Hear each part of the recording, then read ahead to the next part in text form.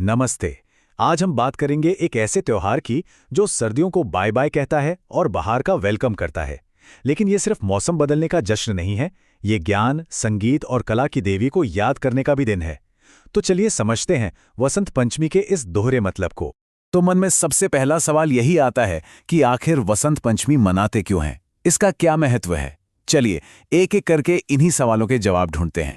अब देखिए, किसी भी त्योहार को समझना हो तो सबसे पहले उसके नाम और समय को ही पकड़ना चाहिए, है ना? वसंत पंचमी की कहानी की पहली कड़ी भी यहीं से शुरू होती है। ये त्योहार आता है हिंदू कैलेंडर के हिसाब से माघ महीने में, और वो भी शुक्ल पक्ष की 5वीं तिथि को। पंचमी का मतलब ही है 5वां दिन, और यही टाइमिंग इसे मौसम के एक बहुत ही अहम मोड़ पर ले आती है। और बस इसी दिन से वसंत ऋतु की एंट्री मानी जाती है। ऐसा लगता है जैसे कुदरत एक लंबी नींद से जाग रही हो, और वो जो कड़कड़ाती ठंड थी ना, उसकी जगह एक नई, मन को अच्छी लगने वाली एनर्जी ले रही है। अब वसंत का आना सिर्फ कैलेंडर पर डेट बदलने जैसा नहीं है। ये एक ऐसा बदलाव है जो हमें अपने चारों तरफ साफ साफ दिखता है, महसूस होता है। तो चलिए देखते हैं कि प्रकृति इस दिन कैसे तैयार होती है। सबसे पहला चेंज तो हवा में ही महसूस होता है।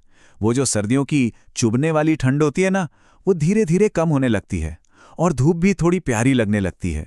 उसमें एक हल्की सी गर्माहट आ जाती है। और इस बदलाव का जो सबसे खूबसूरत नज़ारा है वो दिखता है खेतों में। जहां तक नजर जाए सरसों के पीले पीले फूल। ऐसा लगता है मानो पूरी धरती ने एक पीली चादर ओढ़ ली हो। सच में ये पीला रंग ही तो वसंत की पहचान बन जाता है। और जानते हैं, प्रकृति का ये पीला रंग धीरे धीरे हमारे परंपराओं में भी उतर आता है। सरसों के इन्हीं फूलों से इंस्पायर होकर इस दिन पीले कपड़े पहनना, पीले पकवान बनाना, ये सब शुभ माना जाता है। कितना खूबसूरत कनेक्शन है ना, नेचर और कल्चर का।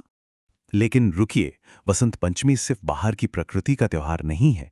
ये हमारे अंदर के ज्ञान, हमारे अंदर की कला का भी जश्न है। इसका एक बहुत गहरा आध्यात्मिक पहलू भी है जो इसे और भी ज्यादा खास बना देता है। वसंत पंचमी के दिल में है मां सरस्वती, ज्ञान, संगीत, कला, इन सब की देवी। असल में तो ये दिन पूरी तरह से उन्हीं का है, और उनकी पूजा ही इस त्योहार की सबसे बड़ी बात है। और जब हम मां सरस्वती की बात करते हैं तो इसका मतलब सिर्फ किताबों वाला ज्ञान नहीं है। वो बुद्धि की देवी हैं, संगीत के सुरों की देवी हैं, हर तरह की कला की देवी हैं। मतलब जो भी क्रिएटिविटी है, जो भी समझ है, उसकी प्रेरणा उन्हीं से मिलती है। और इसीलिए जाहिर सी बात है कि ये दिन स्टूडेंट्स के लिए, टीचर्स के लिए, म्यूजिशियंस के लिए, आर्टिस्ट्स के लिए, मतलब हर उस इंसान के लिए बहुत स्पेशल है जो ज्ञान या कला से जुड़ा है। सब इस दिन मां सरस्वती से आशीर्वाद मांगते हैं। बल्कि पता है, इस दिन को पढ़ाई लिखाई शुरू करने के लिए इतना पवित्र माना जाता है कि भारत के कई हिस्सों में बच्चों की जो फॉर्मल एजुकेशन शुरू होती है ना, जिसे विद्यारंभ संस्कार कहते हैं, वो इसी शुभ दिन पर की जाती है। तो देखिए, एक तरफ तो प्रकृति में नई जान आ रही है, और दूसरी तरफ हम ज्ञान की देवी की पूजा कर रहे हैं। और जब ये दोनों चीजें एक साथ मिलती हैं, तब जाकर वसंत पंचमी का असली मतलब समझ में आता है।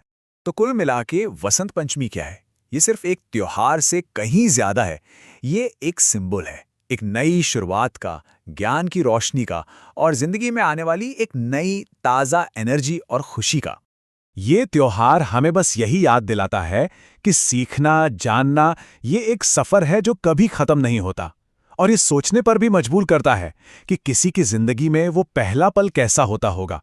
ज्ञान की वो पहली किरण, जब पहली बार कुछ सीखने की, कुछ जानने की इच्छा जगती है। इसी सोच के साथ आज की ये बातचीत यहीं खत्म करते हैं।